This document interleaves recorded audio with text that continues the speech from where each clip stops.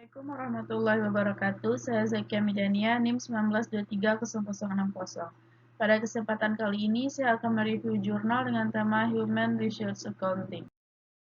Dengan judul Efisiensi Operasi Kantor Akuntan berdasarkan perspektif yang berbeda dari struktur sumber daya manusia. Pembahasan. Kantor akuntan memberikan layanan di mana sumber daya manusia berada. Dengan demikian, tidak mengherankan jika kualitas sumber daya manusia sangat penting bagi kinerja operasi kantor akuntan. Alokasi sumber daya manusia yang kuat menghemat personal biaya dan memungkinkan karyawan untuk melakukan yang terbaik, sehingga meningkatkan kepuasan pelanggan dan meningkatkan pendapatan. Kasus. Yang pertama, mengevaluasi dan peringkat efisiensi operasi perusahaan akuntan. Yang kedua, mengidentifikasi KAP yang efisien atau tidak efisien berdasarkan struktur kelima konstruksi sumber daya manusia. Yang ketiga, membandingkan skala pengembalian dan jumlah referensi yang dibuat antara perusahaan yang efisien dan tidak efisien untuk mengidentifikasi perusahaan pembanding dengan kinerja terbaik. Yang keempat, menggali cara mengoptimalkan alokasi tenaga kerja dan perusahaan yang tidak efisien dengan mengacu pada 5 konstruksi sumber daya manusia. Yang kelima, menentukan target layanan bisnis dan struktur sumber daya manusia yang sesuai oleh perusahaan yang efisien dan tidak efisien untuk membantu manajer memahami strategi terbaik untuk struktur sumber daya manusia ke depan. Yang keenam, membandingkan efisien operasi dan evaluasi dalam model DEA yang berbeda untuk memvalidasi keandalan dan konsistensi.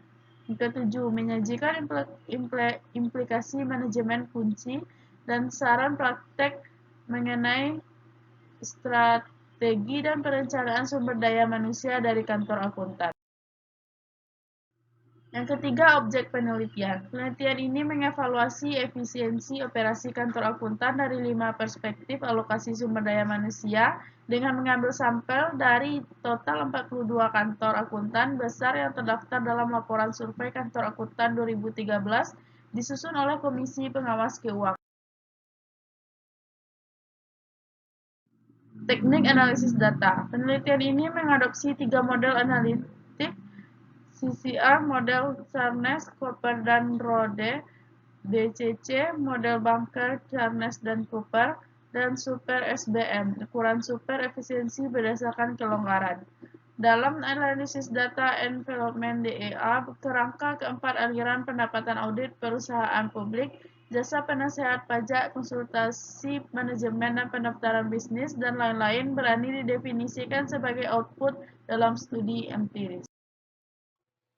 Hasil penelitian. Penelitian ini menunjukkan bahwa perusahaan akuntansi harus mengeluarkan lebih banyak pada upah sebagai input untuk meningkatkan loyalitas karyawan dan meningkatkan kemauan mereka untuk bekerja.